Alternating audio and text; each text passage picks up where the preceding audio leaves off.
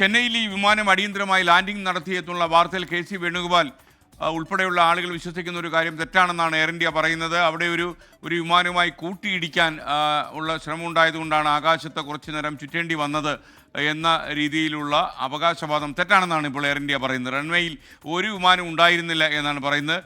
ചെന്നൈയിലെ air traffic control നിർദ്ദേശം അനുസരിച്ചാണ് വീണ്ടും വിമാനം ഉയർത്തിയതും അവിടെ കറങ്ങിയതും. സംഭവിച്ചത് ഗോ എറൗണ്ട് എന്നും എയർ ഇന്ത്യ അവകാശപ്പെട്ടു. ഇത്തരം സാഹചര്യം നേരിടാൻ എയർ ഇന്ത്യയുടെ പൈലറ്റുമാർ പൂർണ്ണ സജ്ജരാണെന്നും എയർ ഇന്ത്യ അവകാശപ്പെടുന്നു. അതുകൊണ്ട് തന്നെ കെ.സി. വേണുഗോപാലിൻ്റെ പ്രസ്താവന എയർ ഇന്ത്യ തള്ളിക്കളഞ്ഞു. റൺവേയിൽ ഒരു വിമാനം ഉണ്ടായിരുന്നില്ല.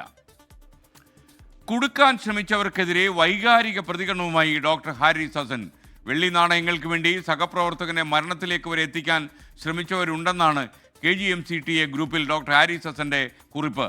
അതിനിടെ തിരുവനന്തപുരം മെഡിക്കൽ കോളേജ് പ്രിൻസിപ്പലിനെയും സൂപ്രണ്ടിനെയും ഔദ്യോഗിക വാട്സാപ്പ് ഗ്രൂപ്പിൽ നിന്ന് പുറത്താക്കാൻ KGMCTA തീരുമാനിച്ചു. സലീം മാലിക്ക ലേറ്റസ്റ്റ് അപ്ഡേറ്റ്സുമായി നമുക്കൊപ്പം ചേരുകയാണ്. Salim, good morning. ശരിക്കും ഈ ഒറ്റുകൊടുത്തു എന്നുള്ളതാണോ ഡോക്ടർ ഹാരിസ് ഹസൻ്റെ അഭിപ്രായം? ഈ വാട്സാപ്പ് ഗ്രൂപ്പിൽ നിന്ന് ഇവരെ പുറത്താക്കാനുള്ള തീരുമാനം അവിടെ വാർത്താ സമ്മേളനം തന്നെയാണോ? Good morning SKN. Doctor Haris Chirakkal ഈ വിഷയവുമായി ബന്ധപ്പെട്ട്, ഈ വിവാദവുമായി ബന്ധപ്പെട്ട് മനസ്സ് തുറന്ന് ഫേസ്ബുക്കിൽ തന്നെ KGMCTAയുടെ വാട്സാപ്പ് ഗ്രൂപ്പിൽ ഒരു പോസ്റ്റ് ചെയ്യുകയായിരുന്നു. അതിൽ വൈകാരികമായാണ് അദ്ദേഹം അക്കാര്യങ്ങളൊക്കെ പറയുന്നത്. കാരണം ഒപ്പമുള്ളവരുടെ പിന്തുണ കിട്ടിയില്ല എന്നുള്ള പരാതിയാണ് അതുമായി ബന്ധപ്പെട്ട ആ പോസ്റ്റിൽ പറയുന്നത്. അത്രയധികം വൈകാരികമായൊരു പോസ്റ്റാണ് എന്നുള്ളത് നമുക്കത് വായിക്കുമ്പോൾ മനസ്സിലാവുകയും ചെയ്യും. വെള്ളി നാണയങ്ങൾക്ക് വേണ്ടി സഹപ്രവർത്തകനെ കൊടുക്കാൻ ചിലർ ശ്രമിച്ചു. സാധാരണക്കാർക്ക് വേണ്ടി നിലകൊണ്ടപ്പോൾ ആരുടെയും പിന്തുണ സഹപ്രവർത്തകരുടെ ഭാഗത്തു നിന്ന്, ചില സഹപ്രവർത്തകരുടെ ഭാഗത്തു നിന്ന് പിന്തുണയുണ്ടായില്ല. അതേസമയം കേരളവും പൊതുസമൂഹവും ഒപ്പം നിന്നു.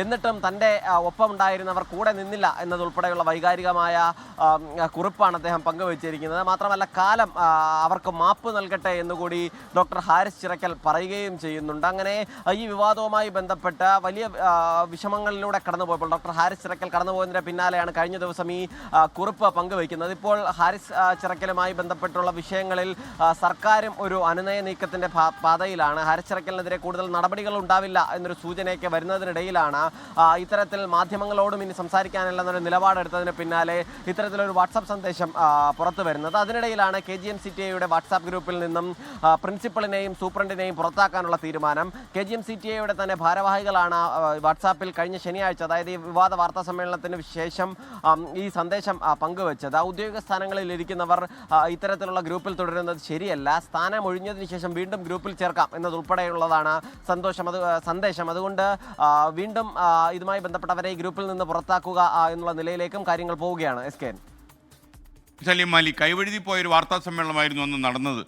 ശരിക്കും ഡോക്ടർ ഹാരിസ് ഹസൻ്റെ മേലിൽ സംശയത്തിൻ്റെ നിഴൽ വീഴുന്ന രീതിയിൽ ഒന്ന് രണ്ട് പരാമർശങ്ങൾ ഇവർ നടത്തി. പിന്നീട് ഏതോ ഒരാളിൻ്റെ ഇടപെടൽ, അദ്ദേഹം അത് DME ആണ് എന്നാണ് അദ്ദേഹം അവകാശപ്പെട്ടത്. അദ്ദേഹത്തിൻ്റെ ഇടപെടലോടെ കളി മാറുകയും പിന്നീട് അവർ റിപ്പോർട്ടിലേക്ക് കടന്നു വരികയും ചെയ്യാനുണ്ടായത് പ്രേക്ഷകർക്ക് ഇത് കണ്ട കാര്യമാണ്. ലോകത്തെവിടെയായാലും ഏത് സമയത്തും 24 വാർത്തകളും ഓഗ്മെന്റഡ് റിയാലിറ്റി പാക്കേജുകളും എക്സ്പ്ലെയിനറുകളും വിശദമായി കാണാൻ ഞങ്ങളുടെ YouTube ചാനൽ നിങ്ങൾക്ക് സബ്സ്ക്രൈബ് ചെയ്യാം.